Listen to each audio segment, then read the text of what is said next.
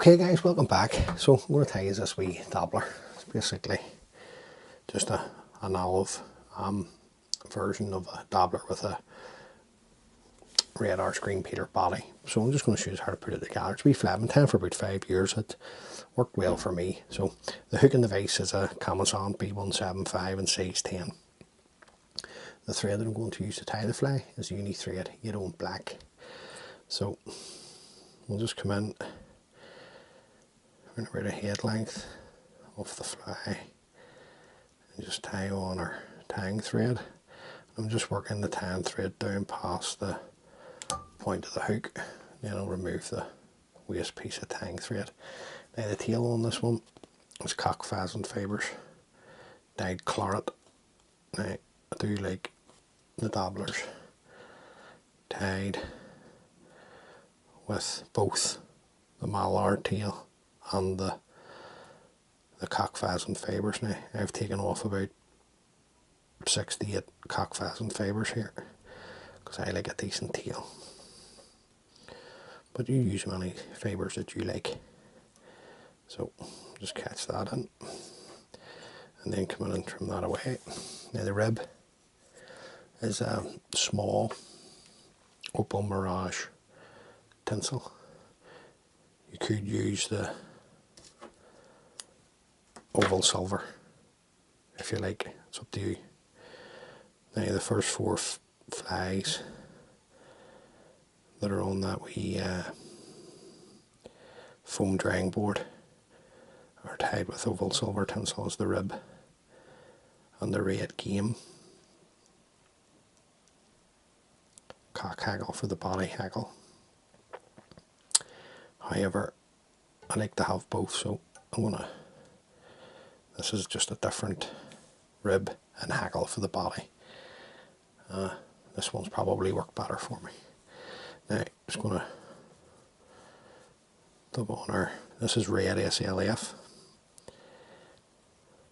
in the bug dub range. I'm just going to create a wee arse at the back of the fly here, nice and tight. Then the body itself, I'm using some dark olive opossum. It's the awesome opossum, I think you call it. Let me check that for you. Yeah, it's the awesome opossum. It's lovely dubbing. It's good wee colour range as well.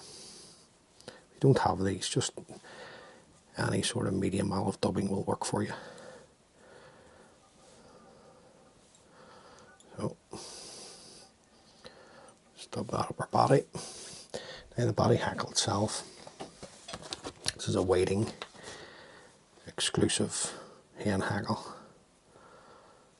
I got this from, geez, long time ago now. Lake long fly tying, we've had it a couple of years. So we'll just catch that in nice and tight. Come in and trim away the stem of the hackle. Now what I like to do here is, guys, I like to get 2 or 3 turns at the shoulder of the fly. Now the shoulder of the fly means the top of the body. Then I like to take 3 to 4 turns down the body to that point there. Now keeping a hold of the tip of the hackle, don't let it go. Just come around with your Opal mirage for your rib and just bring that through. You get up to this point to sweep everything back. Now I'm going to take a couple of turns of the Opal mirage onto the burr hook. Just come around with a turn, like a wax, just fold everything back that wants to go forward of the eye. One wee favour there. And then just work your thread back up nice and tight. It's just, it's not the robust material in the world, the Iron Opal mirage. So I want to try and give it every chance of losing 1 or 2 fish. Then just come in and brush out your hackle fibres. Right. Just trim this way, that wee bit at the back. Then we're going to get some lovely medium dyed bronze Mallard. Right, some of these here. Right, just bring that out from the stem, just tear it away, get rid of that. Then we're just going to fold it in. This is the best, this is how to use up it's a good way to use up the smaller feathers. Right, at that point, just trim away the skin, and we're just going to roll this around the hook.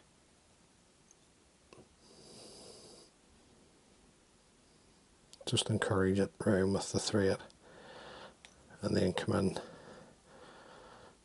and open everything out. Right, I'm just going to come in and just hold everything back. Take 4 or 5 nice tight turns to tighten up, and then we'll come in and trim everything away as tight as we can get it here, because we want a nice tight head on the fry.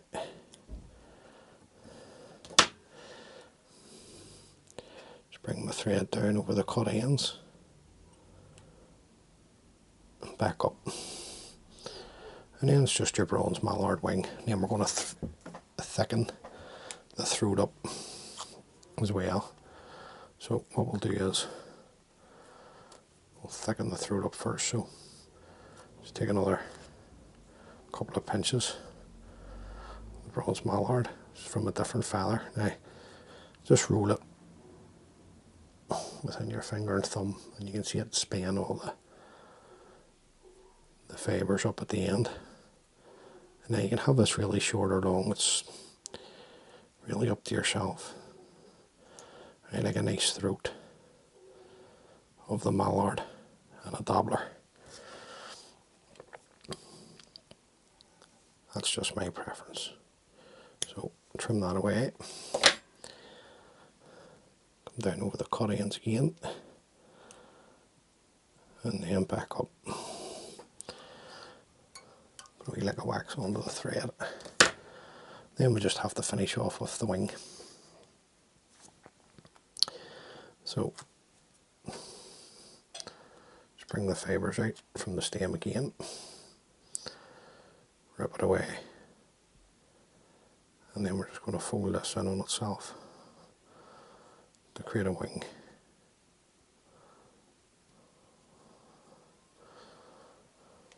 Offer this up the length of the wing.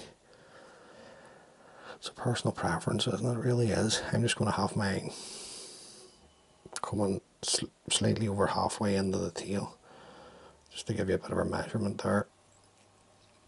Come around with a pinching loop. These are just nice tight turns now, just to hold the wing to see what way we're sitting. I'm happy enough with that. That's a nice wing in that. Then just come in, best to hold the bronze Mallard at this point, and then trim that away. Right, so I'm going to better cut than that, especially at this side there. It's better.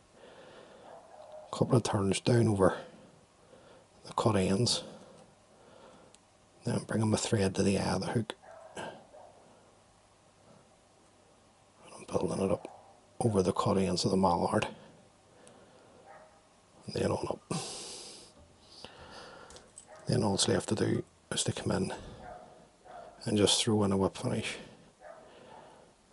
Every time I start filming a dog of my daughter's just starts barking. Now I'm just tidying up the head with the whip finish. Then I'm going to come in, pull the thread tight, and trim away the tang thread. Now I'm going to get a wee look at the pattern. So there you go. That's the wee. It's just a wee mix of a Dabbler and a green Peter, really. But it's worked well for me, as I say, over the last lot of years. So first coat onto the head. We drop a super glue. Just be careful not to get this into your dressing, this gear. Just ruin your whole hard work on you. And then we'll just come in and clear everything off. Make sure our eye is clean. It's probably the most important part.